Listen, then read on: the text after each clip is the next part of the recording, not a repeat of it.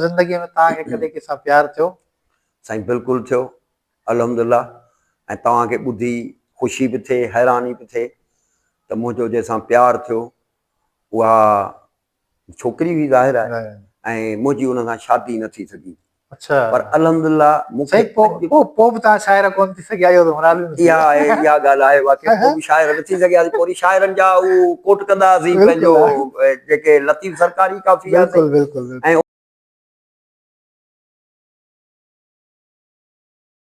मारू मिट मलीर जा सभई परखियासूं, मारू मिट मलीर जा सभई परखियासूं, सोखीअ बाएं सभु को ओखीअ तूं ई तूं, मौला मथा मुंहुं बुढ़ो मलाइज बाज जो। अस्सलाम वालेकुम दोस्तों, बज़्म मेहरान स्टूडियो में अवांजो होस्ट साले बबर ऐं उनजी टीम मुस्तफ़ा ऐं मुर्तज़ा बबर अवांखे सलाम पेश कनि था। दोस्तों, अॼु असांजी जेका महिमान शख़्सियत आहिनि उहो मटियारीअ जी तमामु जेका मशहूरु शख़्सियत आहिनि, संदन कई शख़्सियत जा कई रुख आहिनि ऐं उन्हनि सॼी ज़िंदगी पंहिंजी महिनत कई आहे ऐं पंहिंजे अदब सां, पंहिंजे जेको किर्त सां ऐं पंहिंजे फ़न सां पंहिंजो नालो मंझरायो अथनि। ऐं पाण तबियतनि में ॾाढा फ़क़ीर माण्हू आहिनि, सादा माण्हू आहिनि ऐं यकीननि असां संदनि खां तमामु घणो कुझु सिखियो आहे। ऐं उन्हनि जो जेको कमु आहे उहो अदबी लिहाज़ सां तमामु वॾो कमु आहे ऐं संदन नालो मटियारी ज़िले जे तमामु तर अदबी ख़िदमात हुजनि, सियासी ख़िदमात हुजनि या समाजी खेत्र हुजे, पर हर जॻह ते साईं जिन पंहिंजो नालो मंझरायो आहे। ऐं उन नाले मंझराइण जो साईं जिन जो हिकिड़ो ई जेको तरीक़ेकार आहे, न्याज़, निवड़त, मोहबत ऐं प्यारु। अचो त अॼु असां तव्हांखे उन ख़ूबसूरत शख़्सियत सां मिलायूं था। अॼोकी जेका असांजी शख़्सियत आहिनि उहे आहिनि मोहतरम जनाब साईं अब्दुल रज़ाक मेमण साहब। अस्सलाम वालेकुम साईं अब्दुल रज़ाक। वालेकुम सलाम साईं। साईं ख़ुशि वेठा आहियो, तबियत ठीकु आहे, सभु ख़ैरियत आहे? साईं वरी महिरबानी, तव्हां टाइम ॾिनो। असीं सभ खां पहिरीं त अलाह साईं खां दुआ घुरियूं त अलाह साईं तव्हांखे हमेशह सिहतयाब रखे, ख़ुशि रखे। साईं अब्दुल रज़ाक, असांजे नाज़रीन सां पंहिंजो तारफ़, मुकमिल तारफ़ कराईंदा त महिरबानी। हा साईं, मोहम्मद साले पहिरीं त तव्हांजी महिरबानी, तव्हांजे चैनल बज़्म मेहरान जी महिरबानी जो तव्हां असां फ़क़ीरनि खे टाइम ॾिनो आहे, इंटरव्यू वरितो आहे। ऐं कोन सम्झंदो आहियां पाण खे इन जे लाइ। मुंहिंजो तारुफ़ बसि ज़ाहिर आहे, ऐं उहो उस्तादु आहियां ऐं अल्हम्दुलिल्लाह अलाह तबारक ताला उहो ॾींहुं ॾेखारियो जो पंहिंजा सुपरवेंशन 60 इयर्स जे हिसाब सां गवर्नमेंट जो पन्नो मिलियो ऐं ख़िदमत करे क़ौम जे बचनि जी 42 साल मूं सर्विस कई। तमामु वॾी 18 सालनि जे उमिरि में मूंखे नौकिरी मिली वई ऐं 42 साल मूं सर्विस कई। 5 ग्रेड खां मुंहिंजी सर्विस शुरू थी, 17 ग्रेड में गज़ेटेड में रिटायर थियुसि। बिल्कुलु आउं रिटायर वारे अखर खे ई उस्ताद जे लाइ चवंदो आहियां, उहो रिटायर कोन्हे, छो जो उस्ताद जी स्ट्रगल जारी हूंदी आहे। बिल्कुलु अल्हम्दुलिल्लाह मुंहिंजा अॼु बि स्कूलनि में लेक्चर थियनि था, प्रोग्राम थियनि था, कंपेयरूं थियनि थियूं, स्टूडेंट्स आहिनि जंहिंमें छोकिरियूं बि आहिनि, छोकिरा बि आहिनि। इहे अलाह ताला जे तरफ़ां इज़तूं, नबी करीम सल्लल्लाहु अलैहि वसल्लम जी निगाह करम, मुर्शिदनि जूं दुआऊं, माइटनि जूं दुआऊं, तव्हां जहिड़नि दोस्तनि जूं दुआऊं जो अल्हम्दुलिल्लाह। पोइ इन ते तारीफ़ इहो आहे त मुंहिंजी उमिरि ज़ाहिर आहे, पाण असीं लॻूं न लॻूं पर 60 खां थोरी मथे थी चुकी आहे। ऐं आउं अञा 8-9 सालनि जो हुउसि त असां हिते गुलनि जहिड़ा ॿार जे नाले सां हिते तंज़ीम ठाही, पढ़ियासीं। मशहूरु हूंदो मुला स्कूल, उते उस्तादनि असांखे पढ़ायो, तमामु सुठनि उस्तादनि, छो जो आउं नाला वठंदुसि कंहिंजो रहिजी वियो त बेवाजिबी थी। हाणे उहो मुला स्कूल में पढ़ियासीं, उन खां पोइ वरी हाई स्कूल में आयासीं अल्हम्दुलिल्लाह। उन खां पोइ कॉलेज तॾहिं हिते कोन हो, असां हैदराबाद पढ़ियो। उन खां पोइ पढ़ी अल्हम्दुलिल्लाह मूं सिंधी अदब में MA कई 1987। सिंधी अदब में मुंहिंजी MA कयल आहे, माशाअल्लाह, उन में मुंहिंजी MA कयल आहे। ऐं मूं PhD करणु चाहिई शेख अयाज़ ते, जंहिंजे लाइ आउं साणुसि मिलियो पोसि, पर उन में हुन चयो त तव्हांखे अचिणो पवंदो यूनिवर्सिटी में, तारीख़ किताबनि जी स्टडी ही हू। बहरहाल उनखे लॻी वियासीं त उन जो डेथ बि थी वई, उन खां वरी पोइ कोन थी सघियो, जे करे उहो मुंहिंजो ख़्वाबु पूरो न थी सघियो त आउं PhD करियां शेख अयाज़ सिंधी अदब में। उहा कईसीं, वरी माना MA कईसीं। हिते वरी जॾहिं टीचरीअ में आयासीं त उन में लातइदाद ट्रेनिंगूं आहिनि। उन में PTC जो कोर्स कयोसीं, CT जो कोर्स कयोसीं, B.Ed कईसीं, PTOC जो कोर्स इस्लामाबाद वारनि करायो, पोइ सेंटर त हिते हो नॉर्वे जे हुकूमत, उहो कयोसीं। अहिड़े नमूने सां तालीमी डिग्रियूं वरितियूंसीं। हाणे इहो त तमामु मुंहिंजे लाइ त हिकिड़ी एज़ाज़ जी ॻाल्हि आहे ऐं असांजे लाइ तव्हां सिंधी अदब में मास्टर कई आहे। ऐं यकीननि हाणे इहो जेको सुवालु असांजो अॻियूं सुवालु आहे त तव्हां जो अदब जी दुनिया में पहिरीं विखत इहा विखत माना तालीम जे दौरान ई तव्हांजी पइजी चुकी, सो असांजे नाज़रीन खे ॿुधाईंदा अदब जे हवाले सां तव्हांजी शुरूआत कॾहिं थी लाइफ में?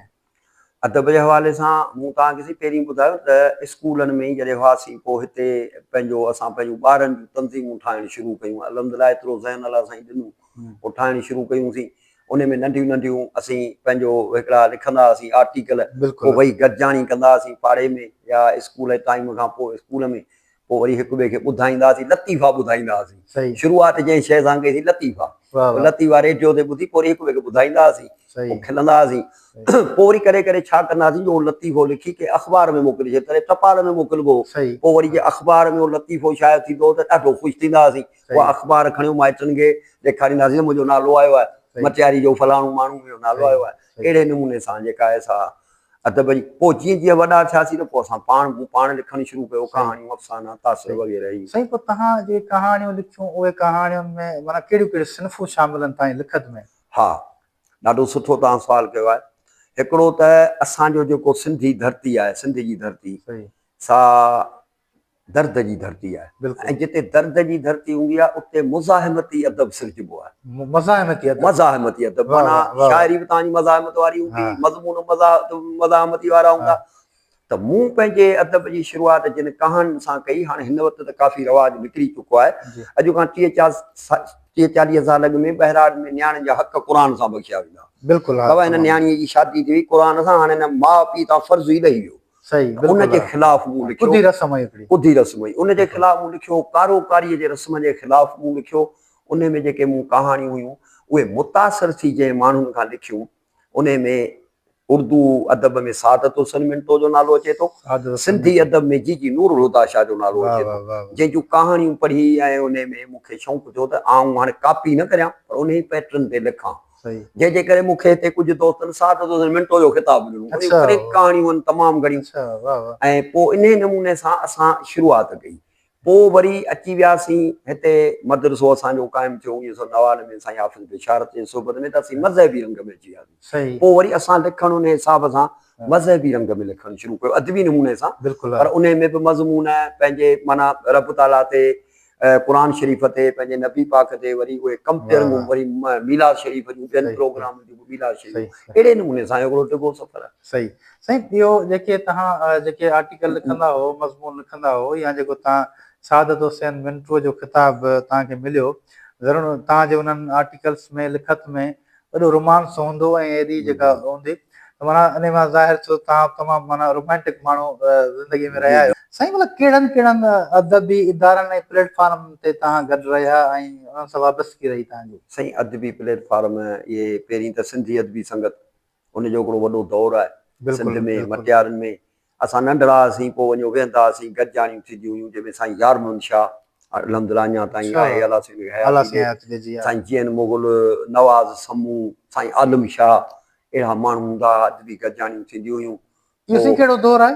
इहो दौरु साईं आहे, सम्झो त हाणे इहो दौरु त शुरू ईअं त 60 खां अॻे जो आहे, ज़ाहिर हलंदड़ हुई न शइ। पर हाणे जॾहिं 62-63 में असांजो जनमु थियो, 68, 69, 70 में असीं माशाअल्लाह सम्झ लाइक़ थी वियासीं।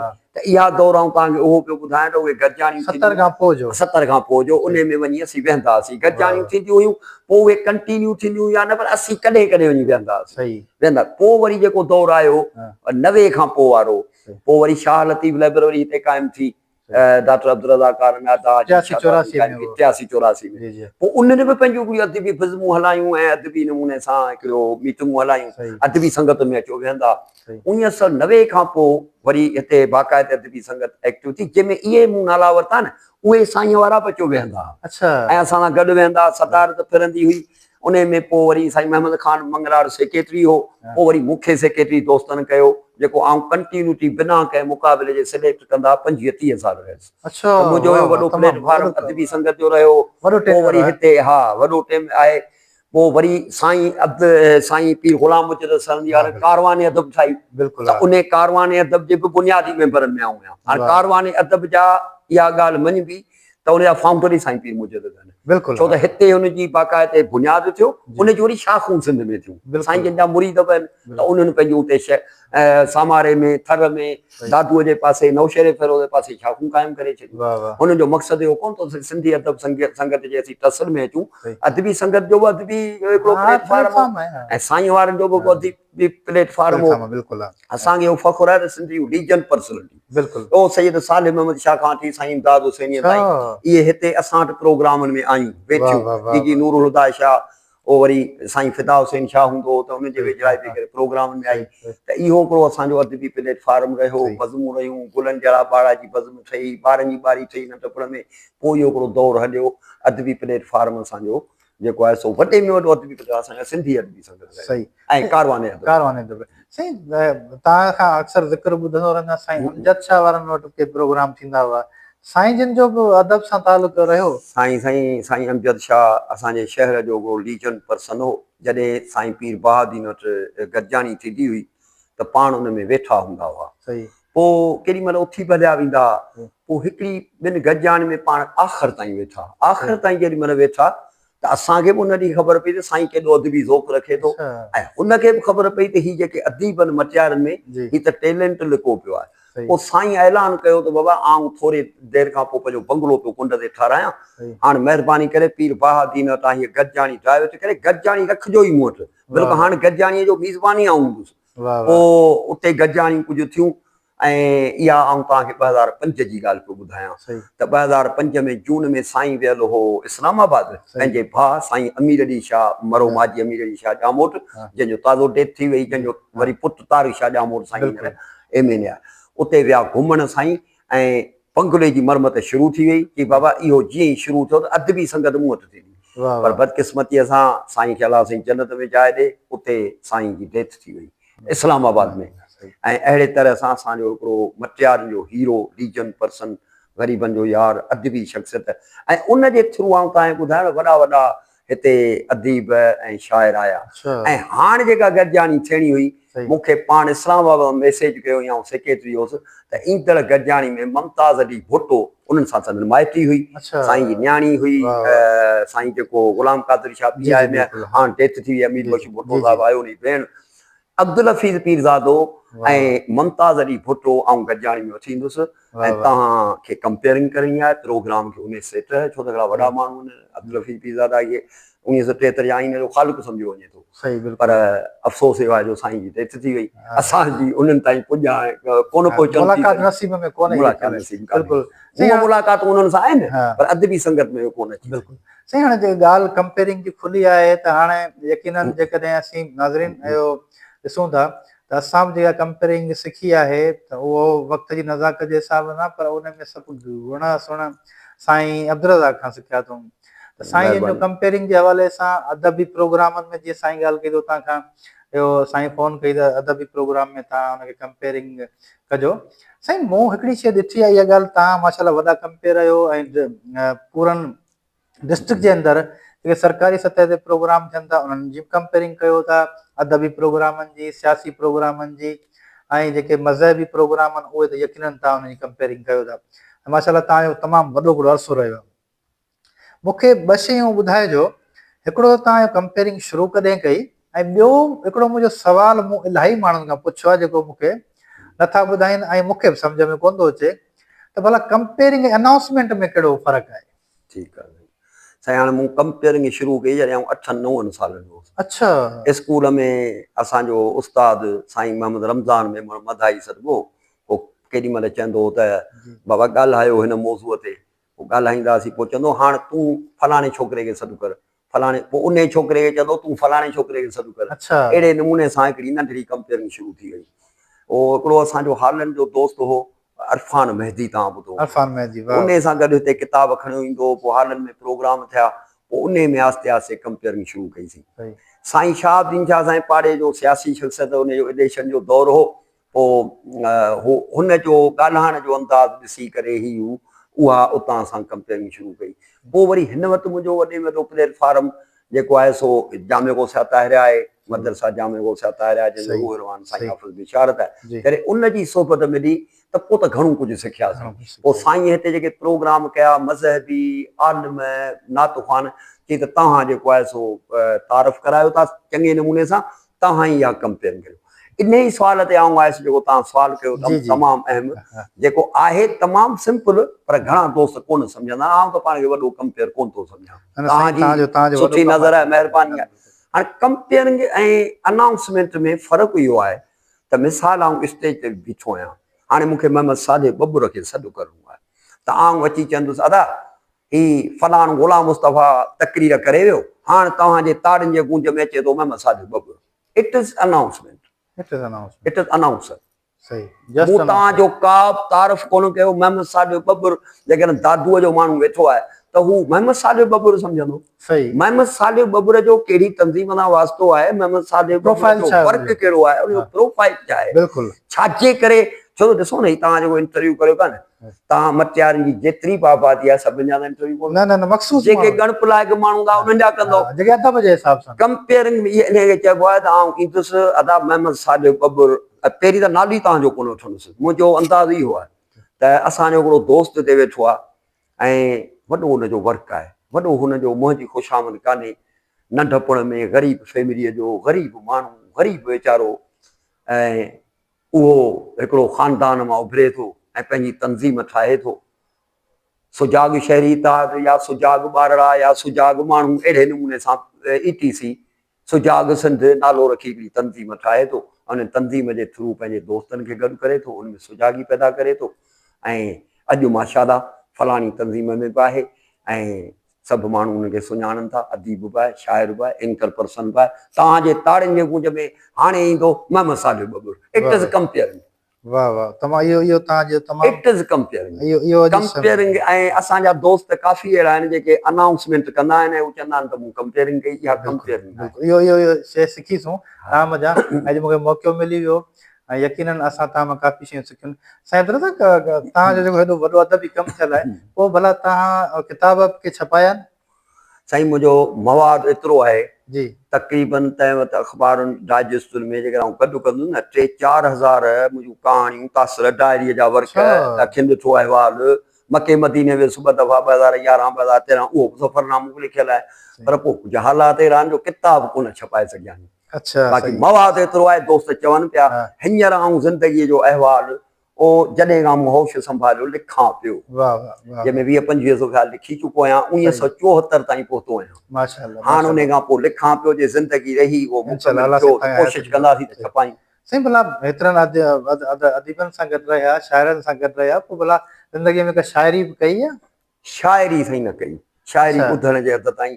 मूं नसर जो हर पासो उन ते अलाह साईं मूंखे दस्तरस ॾिनी। मूं तव्हांखे ॿुधायो कहाणियूं लिखियूं, तासिर लिखिया ऐं पंहिंजो डायलॉग लिखिया, ड्रामनि जा डायलॉग लिखिया, डायरीअ जा वर्क लिखिया, अखियुनि ॾिठा अहवाल लिखिया, इहे सभु शयूं लिखियूं, सफ़रनामा लिखिया। पर शाइरी आउं कोन करे सघियुसि। इहा आहे हिकिड़ी शइ, इहा मूंखां रहे। ॿुधंदा आहियूं, पसंदि कंदा आहियूं। बिल्कुलु बिल्कुलु साईं। न तमामु बहितरीनु ऐं यकीनन ज़ौक़ त तव्हांखे आहे शाइरीअ जो, असां ॾिसूं था। साईं ज़िंदगीअ में तव्हांखे कहिड़ा कहिड़ा एवॉर्ड मिलिया? हा साईं अल्हम्दुलिल्लाह। आउं त चवंदो आहियां त ज़िंदगीअ में असांजो एवॉर्ड, जेकर उस्ताद आहियूं, वॾे में वॾो एवॉर्ड असांखे शागिर्द आहे। बिल्कुलु सही आहे। जेकॾहिं को दोस्त आहियूं, को दोस्त असांजो असांजे खां हुनखे तकलीफ़ न पहुती हुजे, असां खां हुनखे सुख पहुतो हुजे, छो त हुकूकुल्लाह हुकूकुल इबाद, वॾी अहमियत आहे हुकूकुल इबाद जी। त उन में जेको आहे सो उहो असां लाइ एवॉर्ड आहे। त हिकिड़ो दोस्त असांजो जेकॾहिं चए थो, ख़ुलूस सां मिले थो, त उहो असां एवॉर्ड आहे। पर दुनियाई लेवल ते अल्हम्दुलिल्लाह मूंखे 100 जे तइदाद में 100 जे क़रीब एवॉर्ड, एप्रीसिएशन शील्डूं, एप्रीसिएशन सर्टिफिकेट मिलियल आहिनि, जंहिंमें बेस्ट टीचर एवॉर्ड मिलियल आहे, बेस्ट कंपेयर बि मिलियल आहे। ऐं उन खां अलावा पंहिंजो एप्रीसिएशन जा मुख़्तलिफ़ अल्फाज़ आहिनि, तारीफ़ी सर्टिफिकेट मंता तौर ते उहे पंहिंजो मशहूर माण्हुनि जे हथां अल्हम्दुलिल्लाह मिलियल। साईं तव्हां यकीनन ज़िंदगी हिकिड़ो सफ़र आहे, पर तव्हांजी ज़िंदगीअ जो ख़ूबसूरत सफ़र जेको यादगार बनियो हुजे, हा साईं, उहो असां सां नाज़रीन सां शेयर कंदा। साईं ख़ूबसूरत सफ़र त पाकिस्तान जी टूर बि कईसीं, इस्लामाबाद बि विया आहियूं, लाहौर बि विया आहियूं, कोमरी बि विया आहियूं, ऐं पंहिंजी मटियारी बि ख़ूबसूरत आहे माशाल्लाह। नंढपण में हिते कुझु कोन हो, जहिड़ो जंगो हींअर माशाल्लाह घुमण जे लाइक़ु आहे। ऐं पर ख़ूबसूरत में ख़ूबसूरत सफ़र मके मदीने जो हा हा 2011 में ऐं तव्हांखे ॿुधायां त तमामु ग़रीब मोलाई माण्हू तमामु मोलाई माण्हू ऐं उन में बि जेको आहे सो मीलाद जे प्रोग्राम जे बरकत सां ग़ैबी मदद थी ऐं आऊं मको मदीनो घुमी आयुसि 2013 में वरी मुंहिंजो वालिद साहिबु मुंहिंजी भेण मूं सां गॾु हुई त उहो मुंहिंजे लाइ इन खां वधीक ख़ूबसूरत बेशक बेशक साईं यकीनन साईं ज़िंदगी में अनेक शयूं फितरी तौर ते इंसान सां गॾु हमेशह हूंदियूं आहिनि ऐं कई फितरी अमल इंसान सां जुड़ियल आहिनि ऐं उन में उन्हनि सभिनी फितरी अमलनि में हिकिड़ो ख़ूबसूरत अमल प्यार बि आहे बिल्कुलु ऐं भला पोइ ज़िंदगीअ में तव्हांखे कॾहिं कंहिंसां प्यार थियो साईं बिल्कुलु थियो अल्हम्दुलिल्लाह ऐं तव्हांखे ॿुधी ख़ुशी बि थिए हैरानी बि थिए त मुंहिंजो जंहिंसां प्यार थियो उहा छोकिरी हुई ज़ाहिर आहे ऐं मुंहिंजी उन सां शादी न थी सघी अच्छा पर अल्हम्दुलिल्लाह मूंखे पोइ बि तव्हां शाइर कोन थी सघिया इहा ॻाल्हि आहे वाक़ई पोइ बि शाइर न थी सघियासीं पोइ वरी शाइरनि जा उहो कोट कंदासीं पंहिंजो जेके लतीफ़ सरकारी काफ़ी आहे ऐं उस्ताद बुखारी असांजो वरी ॿिया उस्ताद शेख अयाज़ जा बैत सरमदारा पोइ उहे पिया जुगारींदासीं पोइ अॼु बि मूंखे उहा शख़्सियत इन करे यादि आहे त हुन सां पाकीज़ा मोहबत रही जेकॾहिं उहो जेको तव्हां रोमेंटिक खे वठी असीं सेक्स तरफ़ वञूं उन में माण्हू गुनहगार त आहे पर अल्हम्दुलिल्लाह उन सां मुंहिंजी पाकीज़ा मोहबत रही उहा मुंहिंजी परे जी माइट हुई मुंहिंजे माइटनि रिश्तो बि घुरियो पर हुननि हिकिड़ो तंहिं वक़्तु बदे जो शब्द विधो त तव्हां पंहिंजी भेण ॾियो उहा असां ॾियण लाइ राज़ी कोन थियासीं जंहिंजे करे शादी न थी सघी ऐं उन औरत खे मुंहिंजो सलाम आहे जंहिं माइटनि खे इहो चयो त आऊं शादी कंदसि शर्त इन ते त पहिरीं हिन माण्हूअ जी शादी थिए औरत ते टिको न रखे हालांकि थुप अणपढ़ियल पढ़ियल 5 दर्जा पढ़ियल हुई हिन जी शादी थींदी पोइ आऊं कंदसि तेसीं आऊं शादी न कंदसि ऐं वॾी कुर्बानी हुई बहरहाल ज़िंदगीअ जो हिकिड़ो सफ़र हो हिते असांखे बि जेको पंहिंजी ज़िंदगी गुज़ारणी आहे मूं हुनखे मैसेज कयो त बाबा पंहिंजी ज़िंदगीअ में इहो पंहिंजो हो त मिलणु लिखियलु कोन्हे हरू भरू मोहबत जी निशानी मिलणु त पोइ इहो आहे त उहा पाक मोहबत रही जेका अॼु बि दिलनि में आहे अल्हम्दुलिल्लाह पोइ मुंहिंजी शादी थी हुनजी बि शादी थी ऐं वरी हिन खां पोइ तव्हांजी शादी खां पोइ न कई मुंहिंजी शादी खां पोइ वॾो फोर्स कयो वियो ऐं आऊं हिते ॾिसो तव्हांजो चैनल आहे मे बी ही मुंहिंजा लफ़्ज़ उन घर में बि पहुचनि ठीकु आहे उन फैमिलीअ खे ख़बर आहे उन फैमिलीअ खे ख़बर आहे त कंहिं वक़्तु हिन जो लव फलाणे माण्हूअ सां हो पर लव पाकीज़ा मुंहिंजे फैमिलीअ खे घर वारीअ खां वठी मुंहिंजे न्याणी ताईं पुट ताईं इन किसे जी ख़बर आहे हाणे टाइम त उहो कोन हुआ पर उनखे ख़बर आहे त उन जी बि शादी थी उहा बि ख़ुशि आहे कॾहिं कॾहिं को 25, 20, 30 सालनि खां हाणे हींअर बि मिले उहो हुनखे ॾिठे मूंखे 20 साल थी विया पर कॾहिं का ख़ानदानी केतिरी किथे थींदी आहे हिते आऊं कोन थो नालो वठां शहर जो त उते जेकॾहिं मुंहिंजे मिलां वेंदो आहियां त मूंखे उते जी फैमिली चवंदी आहे त असीं फलाणे माण्हूअ खे घुरायूं था ऐं असीं रुॻो इहो ॾिसंदासीं त तव्हां मिलो कीअं था पोइ उहा शख़्सियत ईंदी आहे ऐं उथी बीहंदो आहियां पाण उथी बीहंदी आहे ऐं जीअं हथ मिलाइबो आहे दुआ सलाम थींदी आहे त इहे मोहबतूं जेके आहिनि इहे हू अॼु बि पंहिंजे घर वारे सां सची आहे पंहिंजे ॿारनि सां सची आहे अल्हम्दुलिल्लाह हुनजी ज़िंदगी ख़ुशि आहे ऐं पंहिंजे हिते घर में जेका मुंहिंजी कमिटमेंट आहे उहा हले पई सही नमूने पर उहा मोहबत इन करे नथी विसरे उहा पाकीज़ा रही ऐं पहिरियों प्यार माण्हू खे कोन विसरंदो बिल्कुलु यकीनन साईं केतिरो औलाद आहे तव्हांखे साईं मूंखे ख़ैर सां 5 न्याणियूं हिकिड़ो टिको आहे ऐं 3 न्याणियुनि जा फर्ज़ आउं लाहे बि चुको आहियां अल्हम्दुलिल्लाह ऐं हिकिड़ो टिको आहे 2 अञा फर्ज़ आहिनि जेके जो फर्ज़ आहे दुआ करियो ज़िंदगी में सभिनी न्याणियुनि खे दुआ आहे जेके बि नंग घरनि में वेठा आहिनि अलाह साईं भला को औलाद जो अदब जे तरफ़ को लाड़ो आहे अदड़नि जो या अदा जो हा साईं अदब जे तरफ़ त हाणे तव्हांखे ॿुधी हैरानी थींदी त जीअं मूं तव्हांखे चयो त मूं 1987 में कई हुई MA सिंधी अदब में वरी मुंहिंजी जेका वॾी बेबी आहे हैदराबाद में पढ़ियल आहे उन जी बि सिंधी अदब में माशाल्लाह ज़बरदस्त नौकिरी कोन करे सघी वरी हुनजी शादी जल्दी थी वई सही त उहा बि सिंधी अदब में एम.ए. आहे ऐं मुंहिंजी हिकिड़ी किकी बाक़ाइदे ते मेन स्कूल में अलहमदिल्ला टेस्ट पास कई टीचर आहे ऐं माशाल्लाह उनजो अदब सां IT सां तमामु वॾो हिकिड़ो लाॻापो आहे, ॻांढापो आहे ऐं सर्विस कमीशन जा इम्तिहान ॾिए पई, माशाल्लाह तमामु होशियारु आहे अलहमदिल्ला। ऐं असां वटि असांखे वरिसे में मिलियल आहे अलहमदिल्ला। हाँ बिल्कुलु मुंहिंजो हा ॾाढो हूंदो हो, उहो बि हो माना तकलीफ़ वग़ैरह कंदो हो। अच्छा असांजो वालिद साहिबु टाउन कमेटी में हो, वॾी उनखे सॼे शहर जा माण्हू अॼु बि चाचा फलाणे जे नाले सां यादि बिल्कुलु कंदा बिल्कुलु बिल्कुलु ऐं त पोइ डिसेंट उहो पर्सन हिकिड़ो थी वरिसो असांखे मिलियो, वरी उहो असांजे औलाद खे मिलियो, वाह वाह अलहमदिल्ला लाॻापियल आहिनि अदब सां। इहा तमामु वॾी ॻाल्हि आहे। साईं असांजे चैनल जे लाइ कुझु चवणु चाहींदा? साईं अव्हांजे चैनल खे शाबाश हुजे, हीउ जेको तव्हां कमु शुरू कयो आहे इन में तव्हां प्रोमोट पिया था करियो, छो त हिन में ॾिसो न हाणे मिसाल में साले ॿबर खे 5 माण्हू सुञाणंदा, अब्दुरज़ाक खे 4 माण्हू सुञाणंदा, पर अहिड़ा बि माण्हू हूंदा जिन जो पाण खां वधीक वर्क हूंदो, पर उहे वीचारा लिका पिया हूंदा, उहे वीचारा लिका पिया हूंदा। हाणे उनखे ज़ाहिर केरु पियो करे? तव्हां पिया करियो। तव्हां हुनजो इंटरव्यू वठो पिया, पूरी सिंध में वेंदो, पाकिस्तान में वेंदो, 4 माण्हू सुञाणंदा, दादा मटियार में ही बि को फलाणो माण्हू आहे जंहिं हेतिरा किताब छपाया, शाइरी कई, सियासत में बि सो वरितई, मज़हब में बि वरितई, समाजात में बि वरितई। त आउं तव्हांखे जसदो ॾियां ऐं तव्हांजे चैनल लाइ मुंहिंजो पैगाम इहो आहे त इहे कम कंदा रहो। अॼुकल्ह सोशल मीडिया जी स्ट्रेंथ आहे ऐं पंहिंजे ॿोलीअ जे लाइ सिंधीअ में ॿिया इंटरव्यू करियो, सिंधी चैनल आहे त पंहिंजे ॿोलीअ खे तव्हां प्रोमोट कंदो, छो त ॿोली धरती पंहिंजी इहा बि हिकिड़ी पंहिंजी हिकिड़ी जेका आहे सा इबादत में थी शामिल थिए, नेकीअ में थी शामिल थिए त असीं पंहिंजे धरतीअ सां मोहबत करियूं, पंहिंजे ॿोलीअ सां मोहबत करियूं। ऐं नौजवाननि लाइ इहो पैगाम आहे, ख़ुशूसन आउं उस्तादु आहियां, ऐं लेक्चर ई इन ते ॾींदो हुउसि। मूं बाक़ाइदे हिते जे SP साहिबान खे वठी लेक्चर ॾियारिया स्कूल में त नशे खां बचनि, ख़राब सुहबत खां बचनि, निमाज़ पढ़नि, क़ुर शरीफ़ पढ़नि, दुरूद शरीफ़ पढ़नि, भले दोस्तियूं रखनि, यारियूं रखनि, होटलुनि ते बि विहनि, घुमण बि वञनि, फिरनि, टूअरुनि ते वञनि, अलाह खेनि पैसो ॾे त मको मदीनो वञनि, पर जझो तवजो तालीम ते ॾियनि। कॉम्पिटिशन जो ज़मानो आहे, टेस्टूं ॾियनि, IBA जूं, NTS जूं। असांजी क़ौम इलाही सारी पोइते आहे, अलहमदिल्ला हाणे अवेयरनेस आई आहे।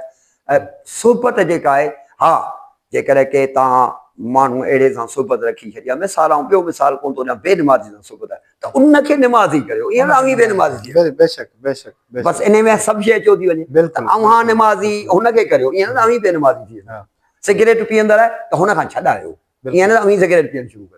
बिल्कुलु बसि इन में सभु शइ साईं अब्दुल वॾी महिरबानी, असांजी दुआ घुरूं अलाह साईं तव्हांखे वॾी महिरबानी सिहत ॾे ऐं वॾी ज़िंदगी ॾे ऐं अलाह साईं तव्हांखे पंहिंजे मक़सदनि में कामयाबु करे ऐं जेके तव्हांजा कलमी पोरिया जेके अञा प्रोसेस में आहिनि उन्हनि खे पंहिंजे हथनि सां पूरो करण जी तव्हांखे तौफ़ीक़ अता फ़रमाए।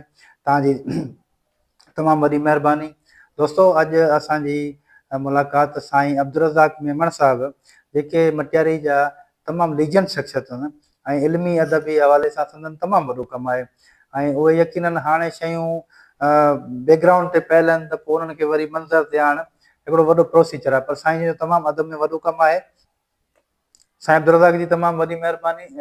साईं अब्दुर्रज़ाक असांखे टाइम ॾिनो, वक़्तु ॾिनो ऐं साईं जन यकीननि सिंध मटियारी जा तमामु वॾा अदीब, राइटर, कंपेयरिंग जे हवाले सां साईं जो वॾो नालो आहे। साईं जन असांखे टाइम ॾिनो, साईं जन जी महिरबानी लख कुर्ब साईं।